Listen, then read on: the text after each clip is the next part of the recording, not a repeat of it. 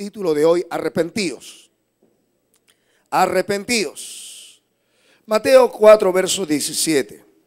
Desde entonces comenzó Jesús a predicar y a decir: arrepentíos, porque el reino de los cielos se ha acercado. Vamos a leerlo nuevamente. Desde entonces comenzó Jesús a predicar y a decir: arrepentíos, porque el reino de los cielos se ha acercado. Arrepentíos, porque el reino de los cielos se ha acercado. Había un plan de Dios desde el principio de la creación de Dios. Y estaba en el corazón de Dios, el propósito de Dios, darle al primer hombre y la primera mujer el dominio, el reino, sobre aquello que había sido puesto. Dice la Biblia que Dios hizo al hombre del polvo de la tierra, sopló y fue entonces el hombre un ser viviente. No habiendo ayuda idónea, dice que tomó de su costado e hizo una mujer, la cual fue llamada varona porque del varón fue tomado. Así que a este hombre y a esta mujer Dios le asignó una tarea increíble. Él le dijo: llenad la tierra y sojuzgadla. El vocablo en hebreo usado allí es: tomen dominio sobre la tierra, administrenla, ejerzan autoridad. Obviamente no hubo pasado mucho tiempo cuando el primer hombre y la primera mujer cometieron alta traición, y aquello que había sido entregado en sus manos para hacer el reino, la extensión del reino de Dios del cielo sobre la tierra, fue entregado a nada más y nada menos que al príncipe de este siglo, a Satanás, la serpiente antigua. De modo que a partir de ese tiempo y a partir de ese momento, la tierra vino a sufrir una maldición que hasta el día de hoy tiene sus consecuencias. Se ha levantado un reino que la Biblia lo llama el reino de las tinieblas. Y dice la Escritura que desde los tiempos de Juan el Bautista hasta ahora, cuando dijo el Señor Jesús esto, el reino de los cielos sufre violencia y los violentos lo arrebatan. Ha habido una guerra continua entre el bien y el mal, y Dios ha querido de alguna manera establecer su reino sobre la tierra.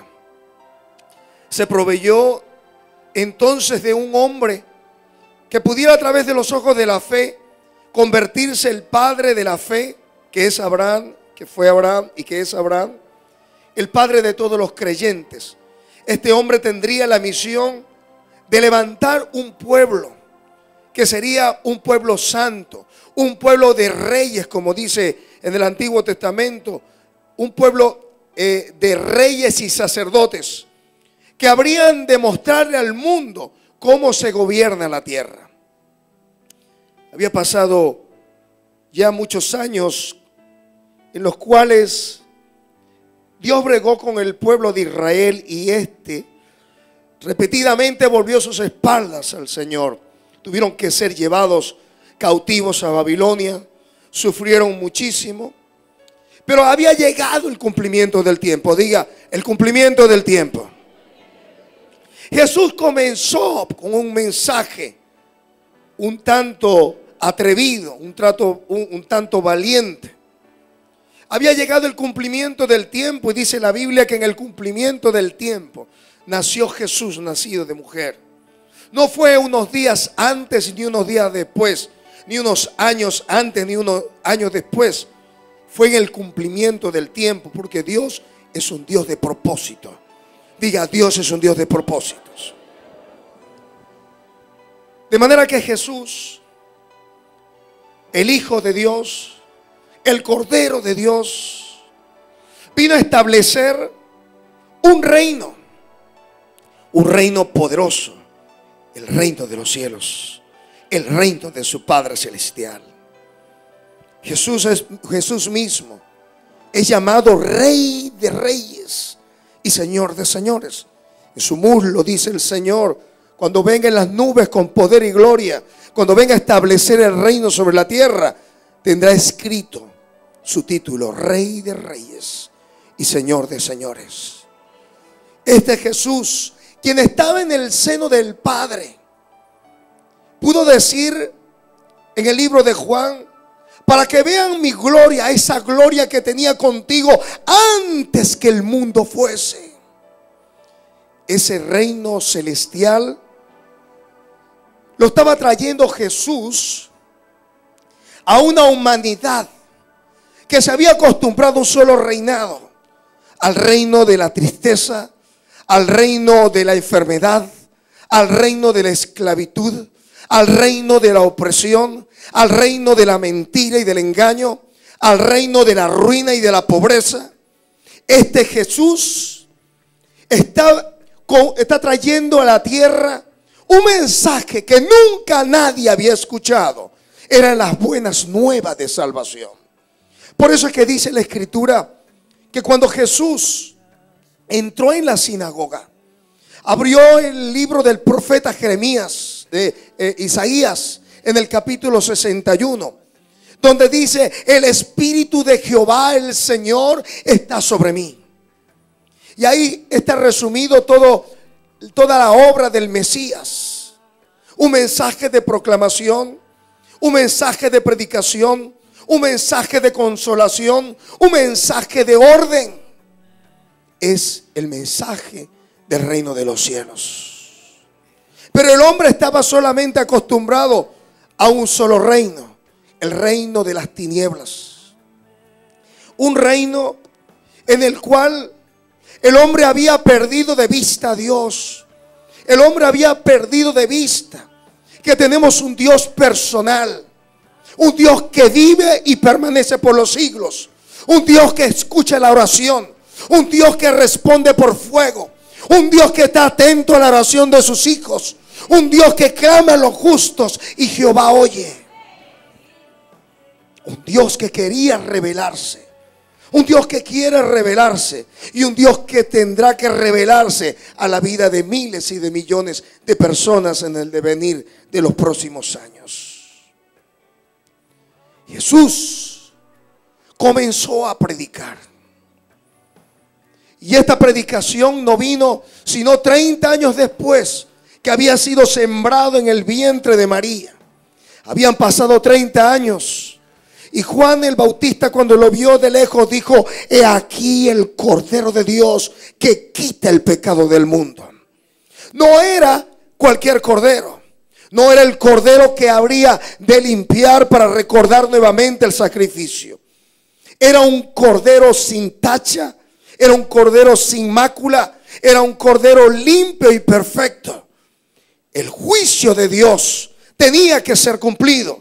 Y este Hijo de Dios era el verdadero cordero que habría de quitarle al hombre el temor a la muerte, el temor a la eternidad, el temor al castigo, el temor al juicio eterno. Este Hijo de Dios venía con un mensaje revolucionario, que era el mensaje del reino de los cielos, el mensaje del arrepentimiento. Arrepentíos, dijo el Señor.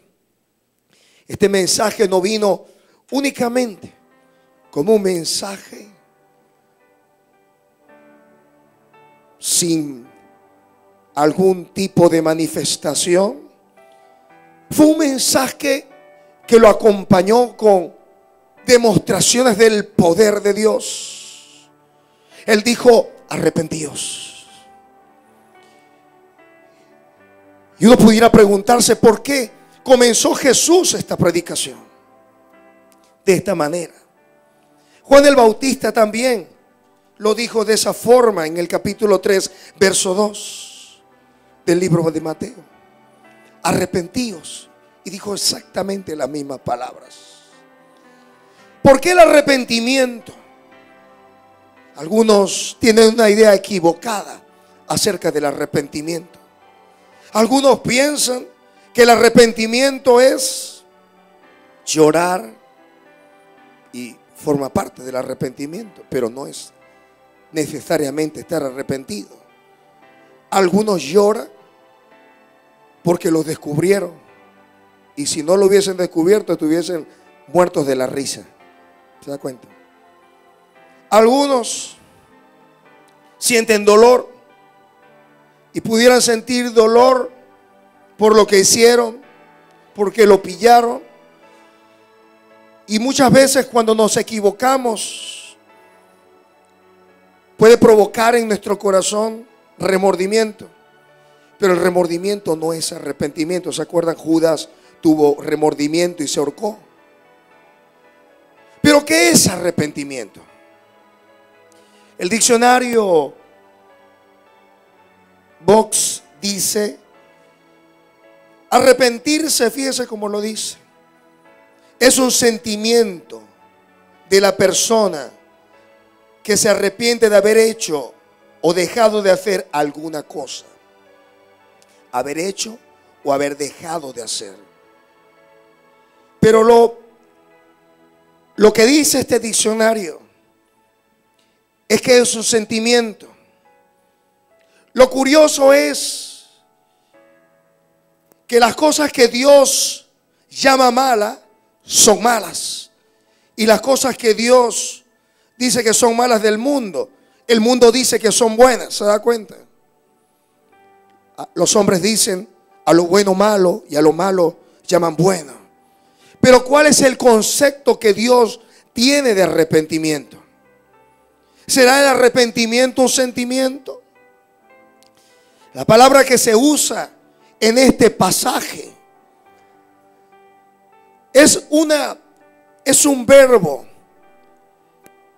que no tiene que ver necesariamente con un sentimiento.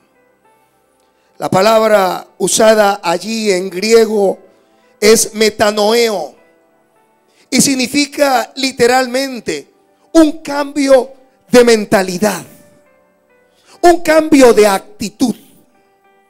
Significa volverse, significa cambiar por completo la actitud y pensamiento en todo aquello que tiene que ver con Dios, que tiene que ver con mi vida y que tiene que ver con el pecado. Cambiar de actitud y cambiar de pensamiento con relación a esas tres cosas. Porque algunos pensarán que arrepentirse significa sentirse compungido, entristecido.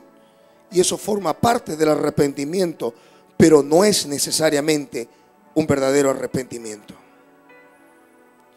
De manera que cuando Jesús comenzó a predicar, lo que le estaba diciendo a aquellos que escuchaban el mensaje es más o menos esto: viene un gobierno que es el gobierno de Dios, y ustedes, para que lo puedan recibir, sus pensamientos necesitan ser cambiados. Hay cosas que Dios tiene para tu vida, tiene para tu vida, tiene para tu vida, para tu vida, para tu vida, tiene para mi vida. ¿Y sabes por qué no lo hemos recibido? Porque no estamos preparados. El reino de los cielos ha comenzado. El reino de los cielos se ha acercado, le dijo el Señor. Pero dice, necesitan arrepentirse. Necesitan tener una concepción, un pensamiento distinto al que tiene al día de hoy. Su pensamiento necesita ser cambiado. Sus sentimientos y su actitud frente a Dios necesita ser cambiado y ser tocados. Arrepentidos, dijo el Señor.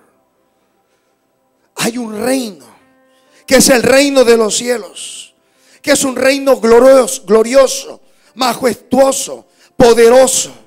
Es un gobierno que trae paz, un gobierno que enmenda el corazón, un gobierno que proclama libertad a los cautivos, salvación a los perdidos.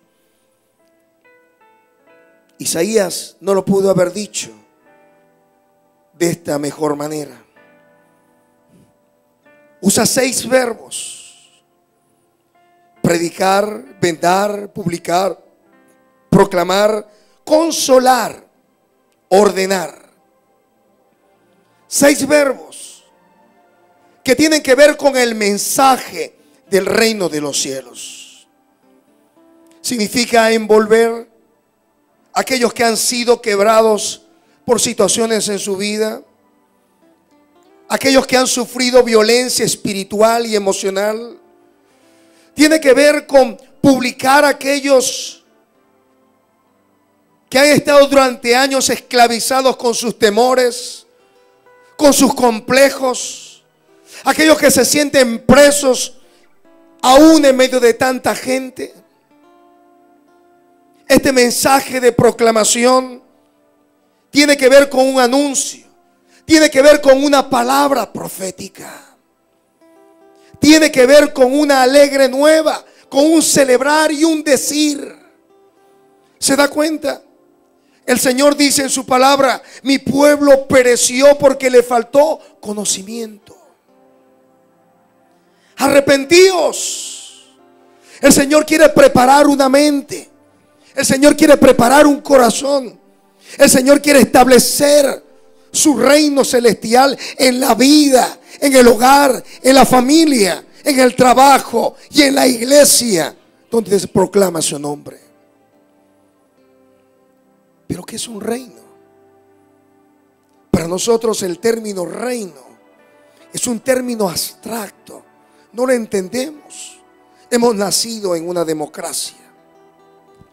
Y cuando queremos nosotros protestar, nos unimos con nuestro hermano y decimos: no, pues no queremos más arepa, queremos pan. ¿Se dan cuenta? Cuando queremos que nos cambien las leyes, hacemos comités y grupos y protestamos, y las leyes pudieran cambiarse. Cuando queremos agua, cerramos una calle, quemamos unos cauchos. ¿Se da cuenta? Eso es en democracia. El reino de los cielos no funciona de esa manera. En el reino de Dios, la palabra de nuestro Rey es con poder. Usted puede protestar: ay, Señor, no me gusta esto. Yo quiero pachanguear, quiero lanzar una canita de vez en cuando al aire. Yo no creo que tú seas tan malo, Dios. Pero en el reino de los cielos, la palabra del Señor es ley. ¿Sabe cómo lo dice la Escritura? El cielo y la tierra pasará, pero esta palabra, esta, no pasará. ¿Sabe cómo dice Eclesiastés 8:4? Eclesiastés 8:4 dice: pues la palabra del rey es con potestad, ¿y quién podrá decirle qué haces? ¿Y sabe por qué no le podemos decir al Rey de Reyes y Señor de Señores qué haces? Porque Él es todo sabio, todo omnipotente, todo omnipresente y es infinito. Usted está solamente viviendo un cuadrito de la película. Él sabe su principio y su final, y usted está viviendo este cuadrito. Y cuando usted está viviendo este cuadrito, dice: Señor, ¿pero por qué? Y el Señor te dice: yo te amo, y lo que tú estás viviendo ahora va a resultar para tu bien. Así que guarda silencio.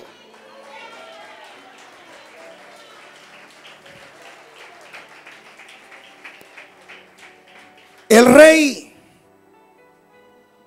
tiene acceso a toda la información.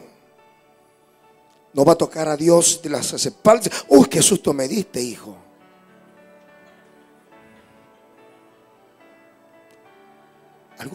Algunos dicen, y está bien, porque el Señor dice, hacedme recordar, lo dice en el libro del profeta Isaías. Mandadme acerca de mis hijos, dice en otro pasaje. Pero algunos se quejan delante de Dios con sus oraciones, pensando que están poniendo a Dios al día. Señor, y tú sabes que no tengo para esto, que no tengo para esto otro. Y entonces comienzan a reclamarle a Dios. Tú has prometido, esa es tu palabra. Y entonces comienza, y está bien. Hay que ver en qué espíritu lo estamos nosotros pidiendo al Señor. ¿Sabe por qué? El salmista David decía, aún no está la palabra en mi boca, y aquí que tú la sabes toda. Y Jesús le dijo a sus discípulos, vuestro Padre Celestial sabe de qué cosas tenéis necesidad antes que las pidan. Mas buscad primeramente el reino de Dios y su justicia, y toda esa cosa, toda esa chuchería vendrá por añadidura.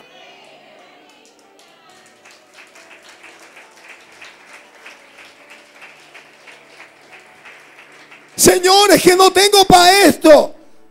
Mientras que estamos peleando, el Señor menudencia. ¿Sabe lo que dice el Señor?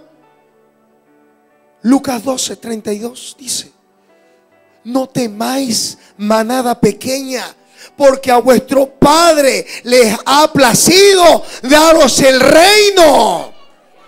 Mire, nosotros peleando y reclamando al Señor para pagar un recibo de teléfono. ¿Y sabe lo que le dice el Señor?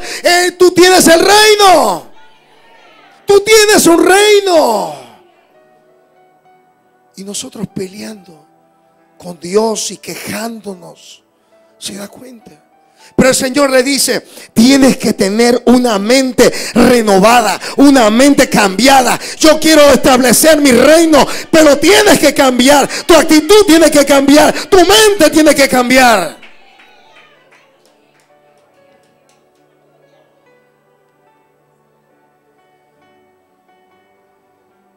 Necesitamos una mente transformada, una mente de reino, no una mente de democracia.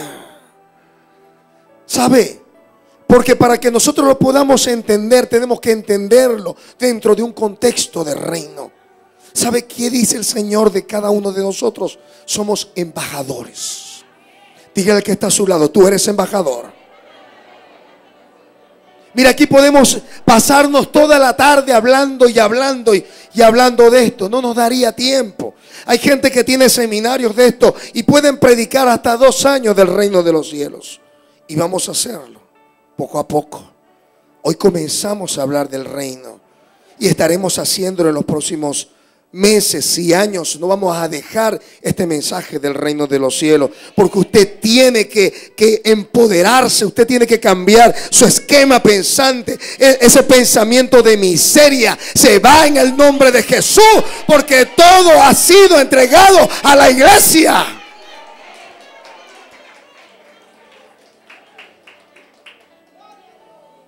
Pero necesitamos cambiar esa mentalidad democrática y asumir una mentalidad de reino. Esta mentalidad nos impone la necesidad de ver a nuestro Dios no como un presidente, ni como alguien que está alejado de nuestras necesidades, sino como el que es el Rey de Reyes y Señor de Señores. En un gobierno democrático usted no puede decirle a Chávez, yo quiero ese supermercado. No puede, porque eso es de él. Además le va a decir que está loco.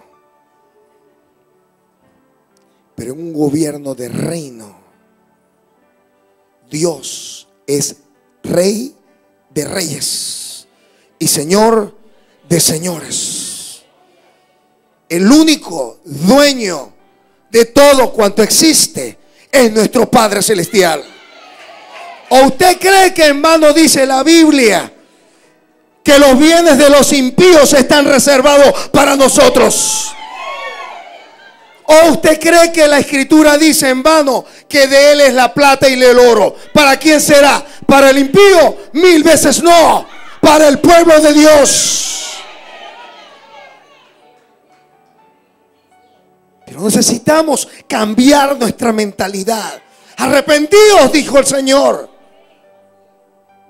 Eso significa que nosotros tenemos que estar expectantes de nuestro Padre Celestial. Algunos han estado tan acostumbrados durante años en poner su esperanza en el título, en el contacto que tienen en el gobierno, en la conexión que tienen con fulano, en que te graduaste, en que tienes 3 lochas en tu banco. Déjame decirte, vas a ir a quebrarte.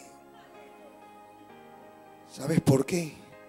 Porque tu fuente no es esto.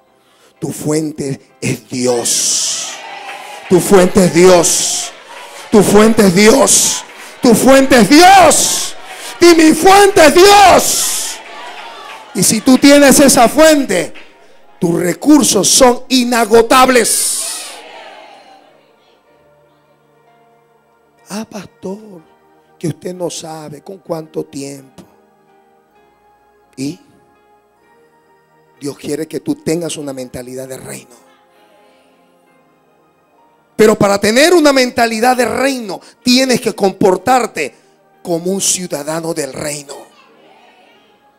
Porque algunos quieren los beneficios del reino, pero se quieren comportar como cualquier pordiosero. No somos pordioseros. Somos hijos del Rey de Reyes. Dios nos está llamando a comportarnos con dignidad, a hablar con dignidad, a mirar con dignidad, a expresar nuestro cuerpo con dignidad. ¿Sabe por qué? Porque usted es una nación santa, un pueblo que ha adquirido el Señor con su propia sangre, un pueblo que es rey y sacerdote, no cualquier cosa, lavados con la sangre del Cordero.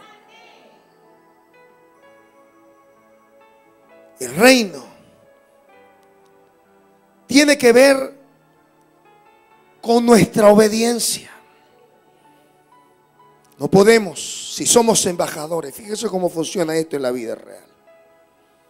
Si usted es embajador o embajadora, ¿y sabe lo que hace un embajador? Un embajador, cuando llega a un lugar, el gobierno de los Estados Unidos tiene una embajada en Caracas. Ese lugar, físicamente hablando, es territorio soberano americano. Ahí no se puede meter nadie. Nadie. ¿Sabía usted eso? Nadie. Lo que diga el embajador compromete al gobierno de los Estados Unidos. ¿Sabía eso también? El embajador tiene toda la autoridad del gobierno de los Estados Unidos para hablar o para emitir o para hacer algo que tenga que ver con los intereses de Norteamérica. Así que el embajador tiene que ser muy cuidadoso de lo que diga, porque sus decretos comprometen al gobierno de los Estados Unidos. Y aquí tenemos nosotros un imperio que es 1000 veces, 1.000.000 de veces, infinitamente más poderoso que el gobierno de los Estados Unidos, que es el gobierno de los reinos de los cielos. Y a veces somos irresponsables con lo que hablamos, irresponsables como nos comportamos. Irresponsables, maldiciendo a los hijos. Tú no vas a servir para nada. Tú eres un desobediente, esto y esto otro. No nos tomamos el tiempo para abrazarlos, para besarlos, para nutrirlos, para decirle: tú eres hija del Rey de Reyes y Señor de Señores. No nos tomamos el cuidado de ver lo que estamos nosotros declarando con nuestra boca. Lo hemos dicho 1000 veces. ¿Qué lo hacemos? decretamos, profetizamos y declaramos enfermedad, pobreza, miseria. Es que no tengo. ¿Cómo que no tienes? El Señor Jesús lo dijo, el Pablo lo dijo esto: mirad la gracia del Señor, que siendo rico se hizo pobre, para que por medio de su pobreza vosotros fuiseis enriquecidos. Y nosotros entonces declarando pobreza y miseria. El Señor reprende al diablo. Tú fuiste bendecida, tú fuiste bendecido. Mi Dios pues suplirá todo lo que te falta conforme a sus riquezas en gloria. ¿Qué hay necesidad en el cielo? Nada, nada. ¿Qué falta en el cielo? Allá no hace falta la energía eléctrica. La gloria de Dios ilumina todo eso. Un clima perfecto. Los recursos inagotables. Viven en un eterno presente. Nada se deteriora. Nada se corrompe. Nada deja de ser. Por eso es que dice el Señor: el cielo y la tierra, pero sus palabras han de permanecer. Una mentalidad de reino. Pero debemos cambiar nuestra forma de pensar. Arrepentíos, dijo el Señor. Arrepentíos, porque el reino de los cielos, el gobierno de Dios, necesita ser establecido.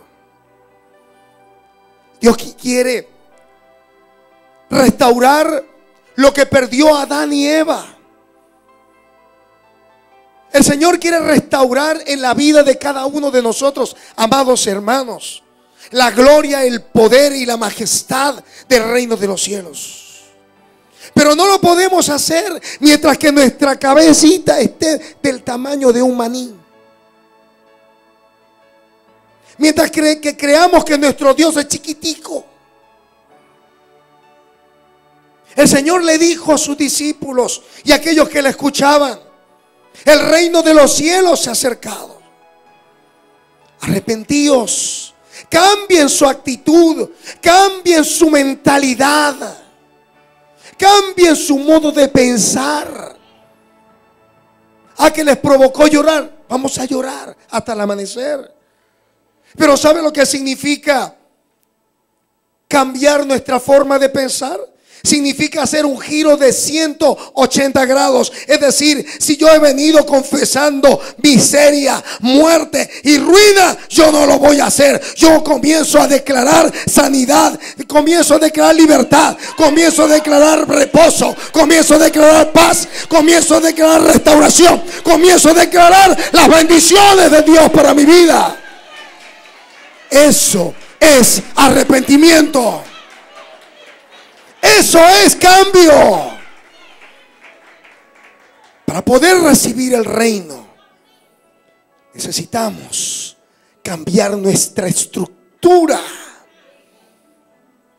Porque caminamos como mendigos y Dios nos dice que somos hijos del Rey de Reyes, que somos embajadores.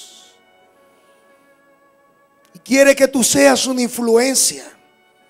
¿Sabe? Jesús vio en este mensaje algo tan importante que dice en el libro de los Hechos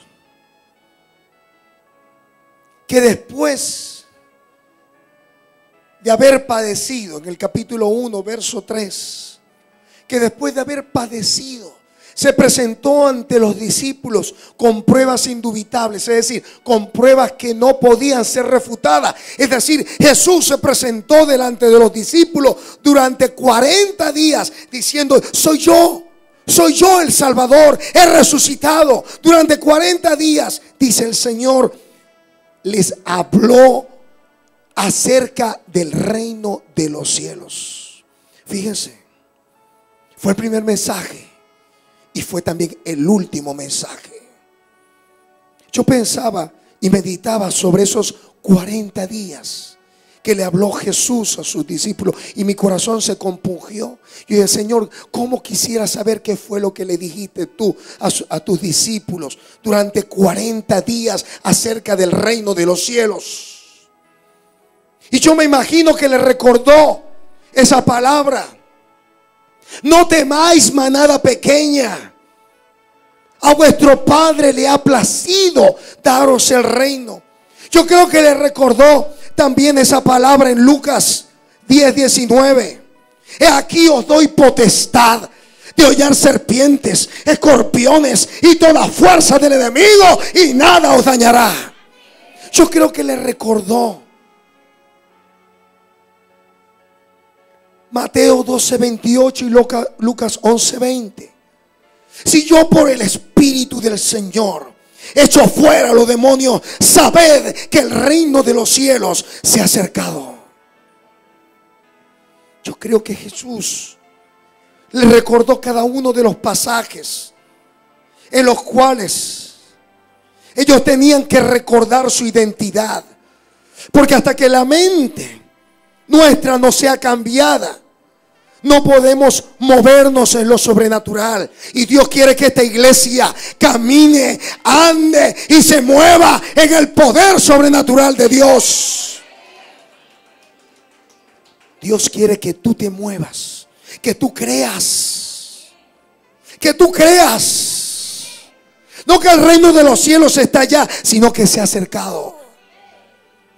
¿Sabe? Porque algunos piensan que el reino de los cielos terminó con la muerte de Jesús. Y algunos están buscando el reino de los cielos en la iglesia. Y quieres que te diga una cosa, te voy a decir un secreto. El reino de los cielos está en tu corazón.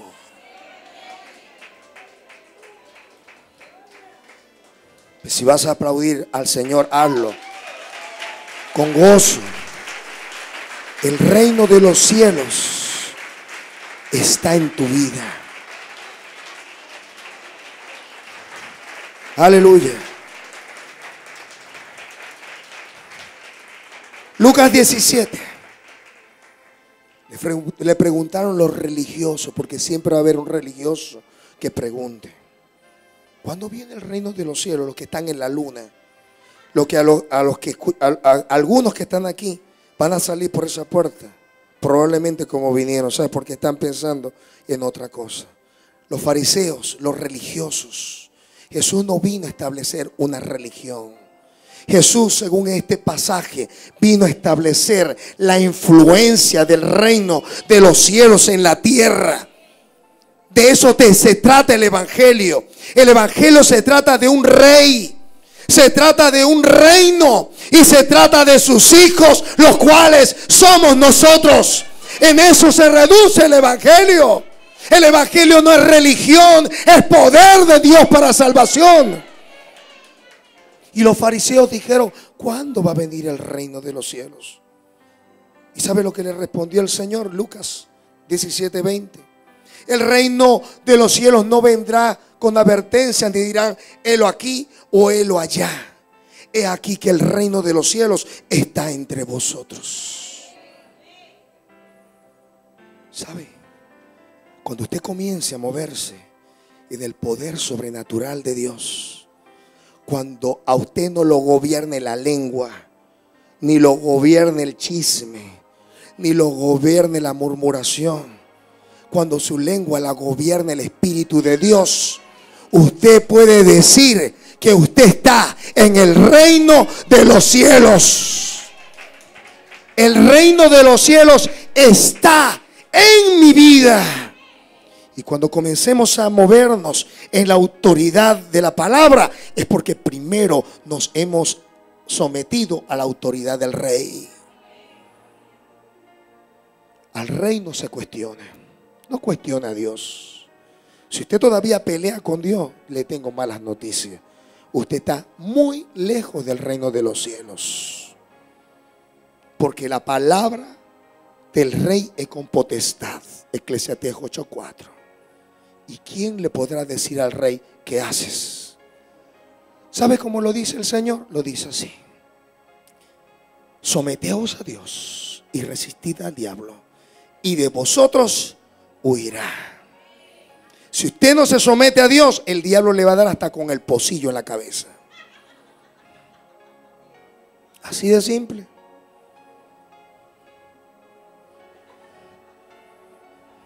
Pastor,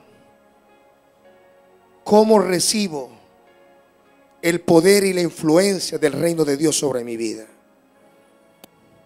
Le hemos dicho, arrepentimiento. Pastor, ¿pero qué significa eso? En primer lugar, eso incluye 3 elementos. Número 1, un elemento intelectual. Usted tiene que cambiar su actitud con relación al pecado. El adulterio es adulterio. La mentira es mentira. La maldición es maldición. Cada vez que usted habla mal de alguien, usted lo está maldiciendo.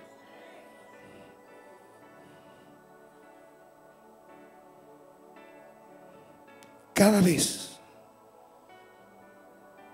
que nosotros pecamos deliberadamente, estamos rebelándonos con la autoridad de la palabra. Así que este primer elemento, el elemento intelectual, tiene que ver cómo Dios llama las cosas. Pero tiene también que ver cómo Dios nos ve a nosotros. Algunos piensan, me gradué, tengo una plática en el banco, me compré unos trajes, una ropa, y se creen más altos que los demás.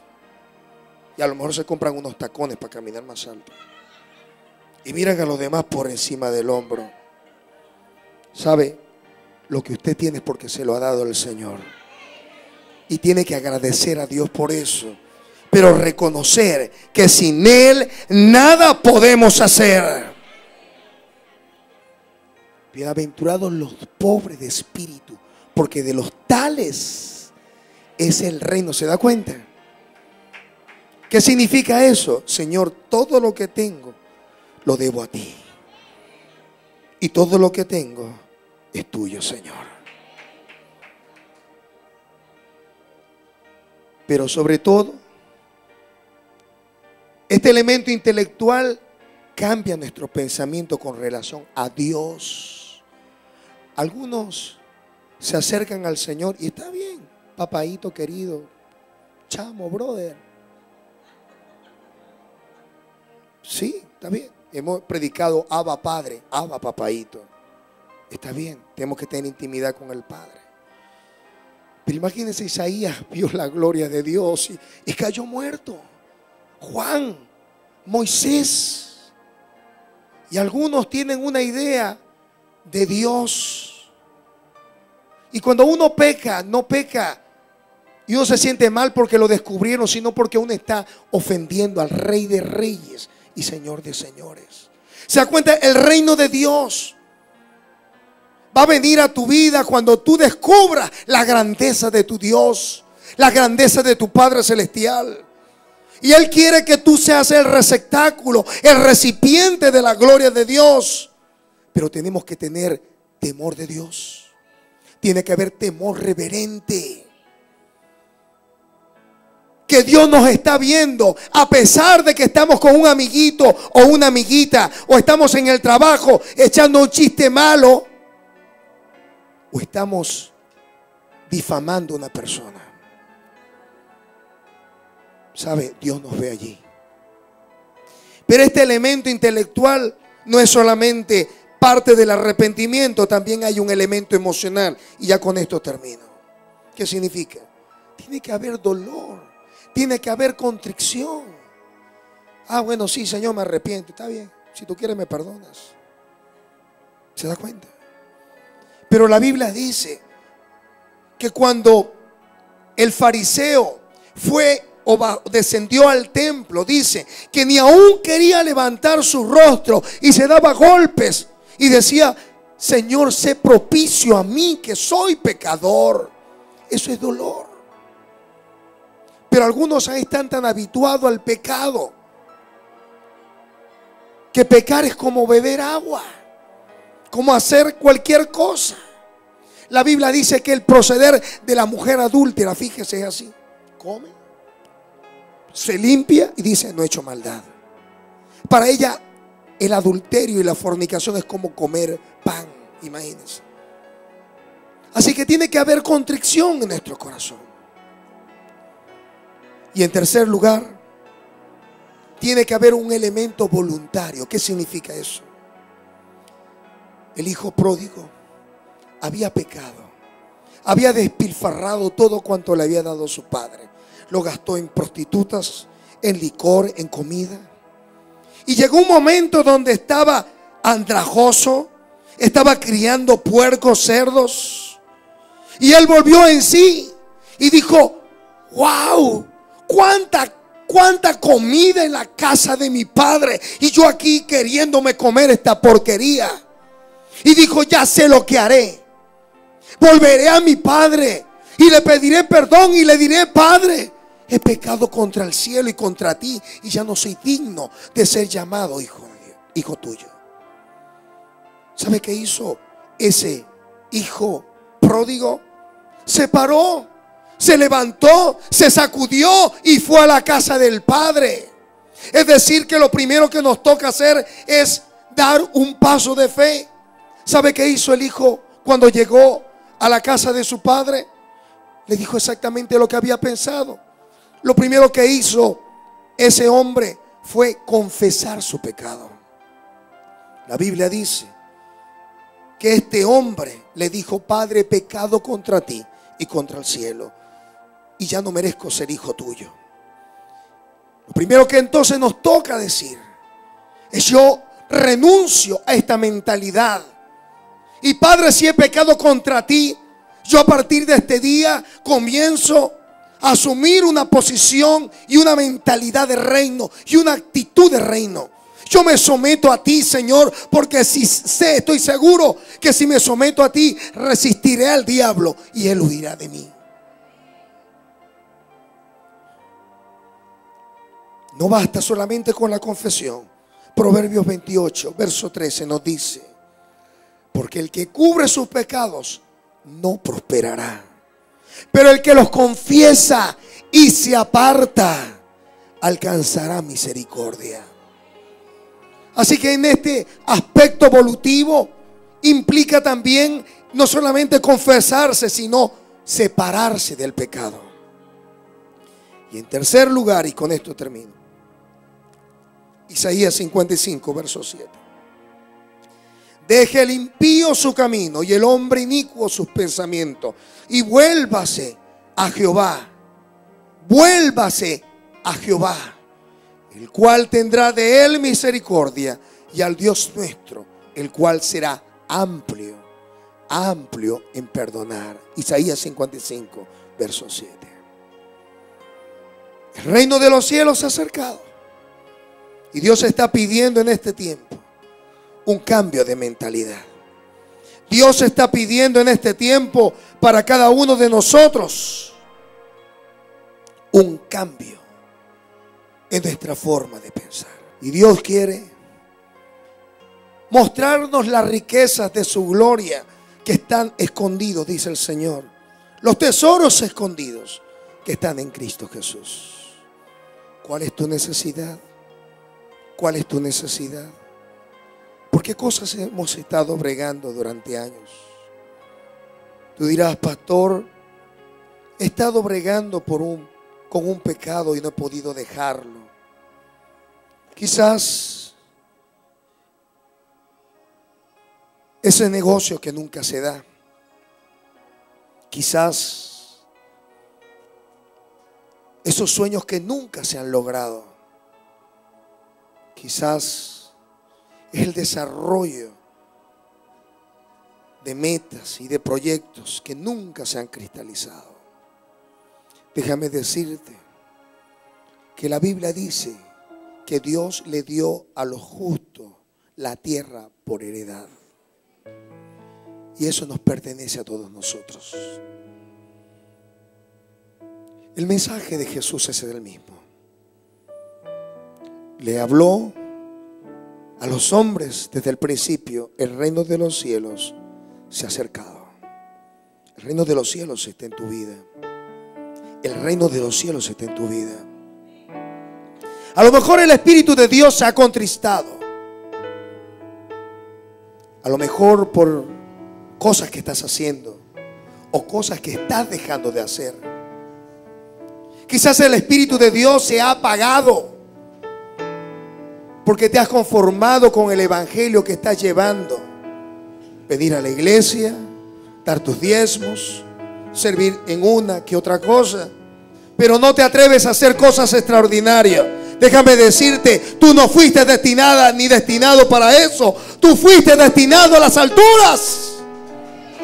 Tú perteneces al reino de los cielos. Dios ha puesto un depósito sobre tu vida y tú no puedes quedar allí. Pero es necesario que tu mentalidad sea cambiada por una mentalidad de reino, donde Dios sea quien te gobierne y no los tiempos de depresión, ni las circunstancias económicas de tu país, ni porque tus hijos te piden o no la bendición, o tu esposo te respeta o no te respeta. No, tú no fuiste destinada para que el gobierno del mundo esté sobre ti. Tú fuiste destinada y destinado para que Dios gobierne tu vida y que tú establezcas e influyas en tu hogar, en tu casa, en tu familia, en tu escuela, en tu trabajo, en tu iglesia. La única manera es que decidas a partir del día de hoy: Señor, voy a estar atento a tu voz y voy a obedecerte a ti. Voy a meterme en la palabra, voy a descubrir tu constitución, voy a entender tu plan. No me voy a conformar a ser el hombre y la mujer que he sido hasta el día de hoy. No, 1000 veces no. A partir del día de hoy, Señor, voy a vivir una vida trascendente, una vida, Señor, de rey, porque fui destinado para ser hijo del reino de los cielos.